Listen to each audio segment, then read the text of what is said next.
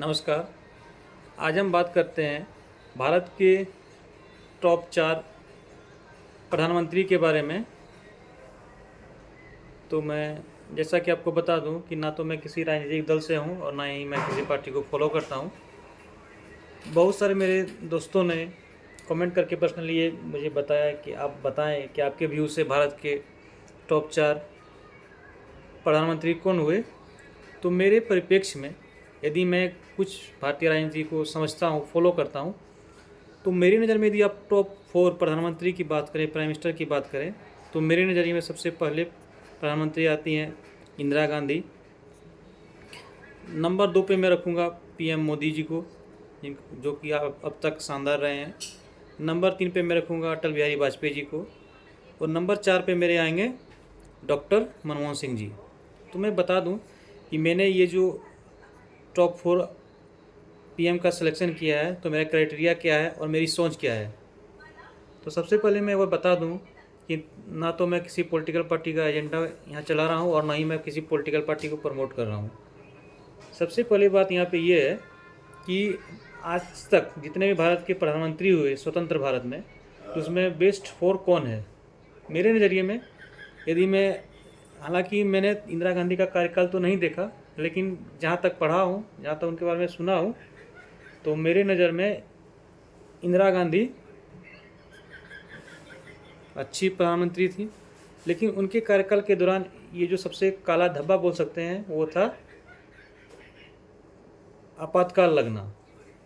नहीं तो उन्होंने भी भारत के लिए बहुत अच्छे कार्य किए। उनके कार्यकाल के दौरान जो सबसे काला धब्बा लगा उनके कार्यकाल में, वो लगा आपातकाल, जो कि 1977 में लगा था।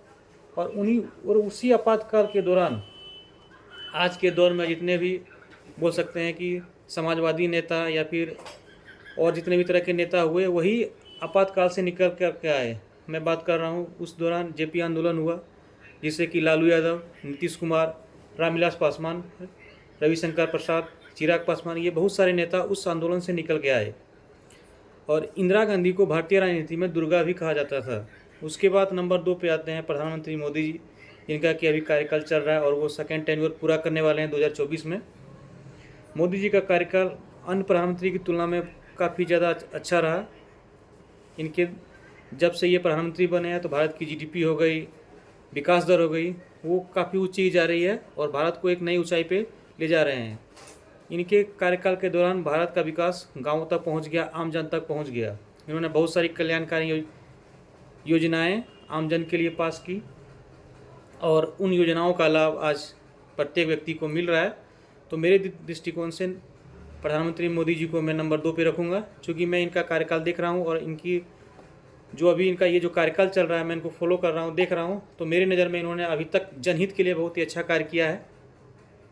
नंबर 3 पे मैं रखूँगा अटल बिहारी वाजपेयी जी को, क्योंकि जब अटल बिहारी वाजपेयी जी प्रधानमंत्री बने थे तो उस समय मेरी एज बहुत छोटी थी, मैं उसमें बचपन बोल सकता हूँ अपने आप को।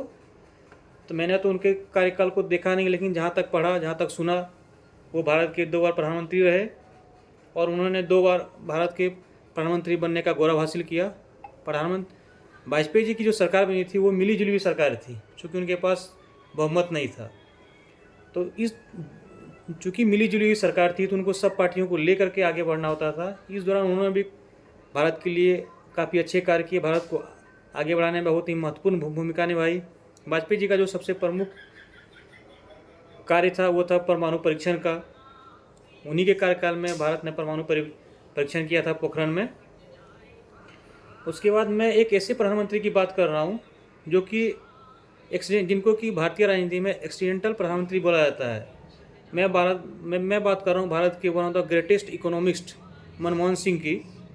मनमोहन सिंह जी भारत के one of the greatest economist रहे। मैं बात कर रहा हूँ 1990 की। 1990 में जब भारत में वित्तीय अकाल पड़ा, मतलब भारत में पैसों की कमी हो गई, नतीजा ये हुआ कि भारत को अपना सारा सोना वर्ल्ड बैंक के पास गिरवी रखना पड़ा। उस दौरान भारत की वित्तीय हालत काफ़ी खस्ता हो गई थी। इसी दौरान उस समय भारत के बहुत ही वित्त विभाग में प्रखर बोल सकते हैं एक तरह से कि नेता हुआ करते थे। बहुत ही वित्त को जानने वाले, समझने वाले नेता हुए डॉक्टर मनमोहन सिंह जी। तो 1990 में जो भारत में वित्तीय अकाल पड़ा था, जिसमें कि भारत को अपना सोना वर्ल्ड बैंक के पास गिरवी रखना पड़ा था, तो ये इन्हीं की सोच थी, मनमोहन सिंह जी की ही सोच थी, जो कि भारत उस दौर से निकल पाया और भारत डिजिटलीकरण में इतना आगे आया। बहुत सारी ऐसी कल्याणकारी योजनाएं पास की इन्होंने वित्तीय सेक्टर में एक ऐसा क्रांति ला दी जो कि भारत उस दौर से उभरा, और जो अपना इन्होंने एक सोना गिरवी रखा हुआ था, उस सोने को भारत वापस आ गया। और इसी की एक वित्तीय सोच का नतीजा था जो कि भारत आज लगातार आगे बढ़ रहा है। आज यदि हम भारत बात कर रहे हैं कि भारत जीडीपी में टॉप 5 में है और अन्य विकास कार्य में आगे बढ़ रहा है, डिजिटल क्षेत्र में भारत ने कहीं पे अच्छा काम किया है, भारत की इकोनॉमी बेहतर हो रही है, तो उनके जो प्रमुख जनक या मेन श्रोता कहे जाएंगे वो कहे जाएंगे डॉक्टर मनमोहन सिंह जी को। बाकी जहाँ तक मेरी समझ थी, मैंने समझा भारतीय राजनीति को, तो मेरे जो टॉप 4 प्रधानमंत्री हुए उनमें मैं इंदिरा गांधी को प्रथम स्थान पर रखूँगा, क्योंकि भारत में उस समय उतने टेक्नोलॉजी विकसित नहीं हुए थे। जिसमें इंदिरा गांधी जी प्रधानमंत्री बनी थी, भारत में उसमें उतने टेक्नोलॉजी नहीं बनी थी, उतना डिजिटल नहीं हुआ था। तो उस समय को देखते हुए उन्होंने भारत के लिए काफ़ी अच्छा कार्य किया। भारतीय राजनीति में उन्हें देवी दुर्गा कहा जाता है। उनकी बोलने की शैली काफ़ी अच्छी थी। नंबर 2 पे मैंने चयन किया हुआ है प्रधानमंत्री मोदी जी को। ये क्या हुआ कि ये भारत के एक ऐसे अभी तक में नेता हुए जिनको कि हराने के लिए विपक्षी दलों ने अपना एक गठबंधन बनाया हुआ है 26 दलों का। तो आप समझ सकते हैं कि एक ऐसा प्रधानमंत्री जिनको कि हराने के लिए